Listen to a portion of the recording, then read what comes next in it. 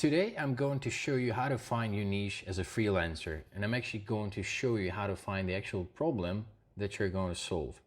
I spent quite some time digging into freelance accounts on LinkedIn over the past 2 weeks and found and checked out an outreach to quite a number of different freelancers.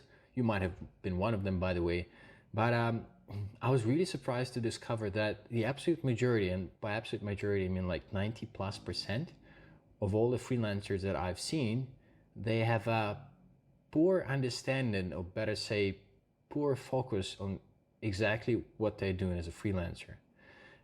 So in this video, I'm going to help you find the niche and understand the problem that you can solve as a freelancer. Before we move forward, my name is Artem. I'm the founder of Freelance University, where I help hardworking freelancers find amazing clients and basically work less. So before we go further, I want to talk about the typical issues related to niche hunting that freelancers experience. The first one is basically the fear of narrowing down too much.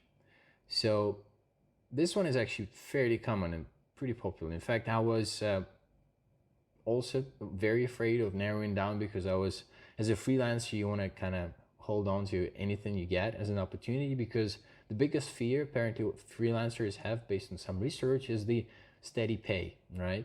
So, and it might be very counterintuitive, because if you are narrowing down, naturally you would have a lot less sources of clients. Yeah. So say if you're a digital marketer, if you're a writer, if you start working for one specific niche, all of a sudden you don't have you're not working with all the other niches where you can get clients from.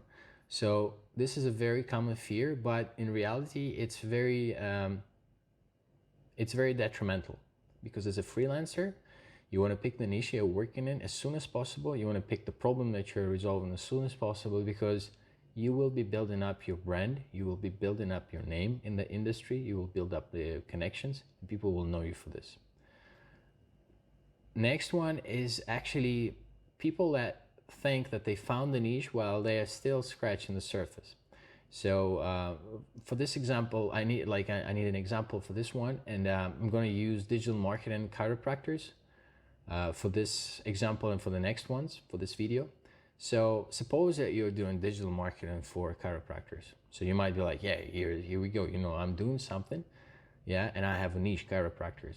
But when you look at it, digital marketing is huge. There is search engine optimization. There is graphic design. There is email automation. There is paid ads. Then within paid ads, there are Facebook ads, there are Google ads, there are YouTube ads, all different kinds of ads.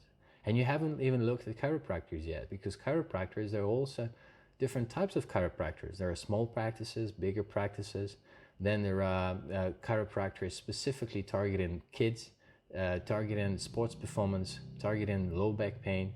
So as you can see, like, there is still a lot to dig. Yeah, so there's still a lot to discover in that niche. Some people call these micro niches, you can call it whatever, but in the reality is that you might still need to niche down, and I would actually quite certain that you do.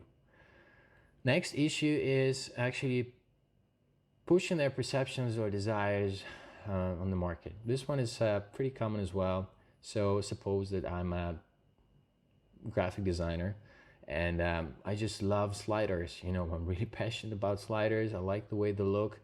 And here I go out there and I'm just trying to sell my solution to the market. And then I go to my chiropractors and I'm like, guys, I can create an amazing slider for you. It's just so beautiful. You'll love it. And then everybody's saying no. And then you're like, you might be even feeling like entitled, because, you know, you're so passionate about it. You're doing an amazing job. But if the market doesn't want what you're offering, there's really no way you can sell it, you know. So really, you have to discover something, that the problem that you can resolve, yeah, with your skills, because you cannot just be pushing your perception or desire on the market if it's not supported by the market. Next point is pursuing money rather than what you're good at. When I talk to freelancers in different niches, I'm like, man, can you actually do this, what you're doing, for a prolonged period of time for free? And the people I see getting amazing results with what they're doing is that their answer to this is unavoidably yes. Yeah.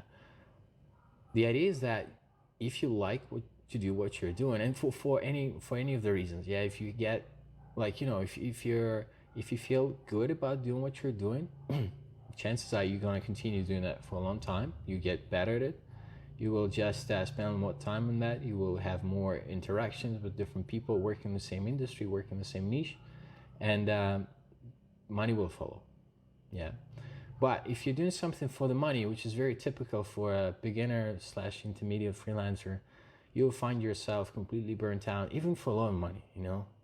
Like, you will find yourself really tired, really unhappy with what you're doing, and struggling to actually do that. This is when procrastination kicks in. This is when depression can kick in. Like, you really don't want this. You want to pick something that you can continuously do without receiving any form of gratification for a significant amount of time. It doesn't necessarily mean that you won't get any gratification in terms of like payment, but you have to be able to do that. So this is it really. And now I'm actually going to explain you how this whole like niche and the problem kind of stuff works.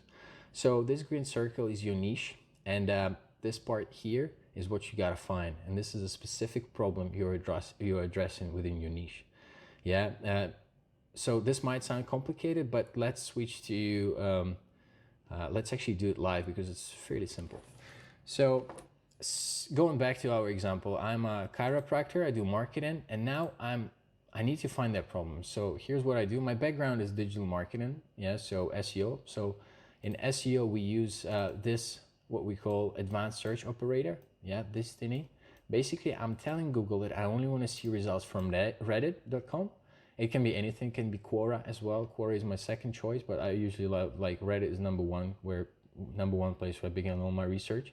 And what I need to find is actually people's frustrations. Yeah, so if they're a chiropractor, I know that I want to work with chiropractors. I know that my theme is marketing. So now I want to see what their problems are like. So I'm like really using something simple, like having problems. You know, I'm typing in these 4 words. I don't know how width is here, so I might have mistyped something. And immediately I start getting all these results from Google. Yeah, so everything comes from Reddit. Yeah, because we told Google we only want to get results from Reddit. So, and this is something that, this was the first link that I opened. Actually, it's already open here. So I'm going to open it up and let's read it real quick. So chiropractic marketing ideas. So this guy is a chiropractor and he's looking for new patients. Yeah. So again, yeah. So we already have our niche and here's our problem. So he's looking for patients. Yeah. So this is already something you can be addressing, but let's dig further. He's saying that he's sick of Facebook ads that do nothing and Google ads that aren't great either. And he's also like, apparently he's pissed with all these marketing agencies trying to like sell him their services for obscene amount of money without really not getting any results. So, you know, there we go. So if you're a digital marketer and then you're like, oh, you know, I'm going to do Facebook ads for my chiropractors, and you'd be like, oh, that's great.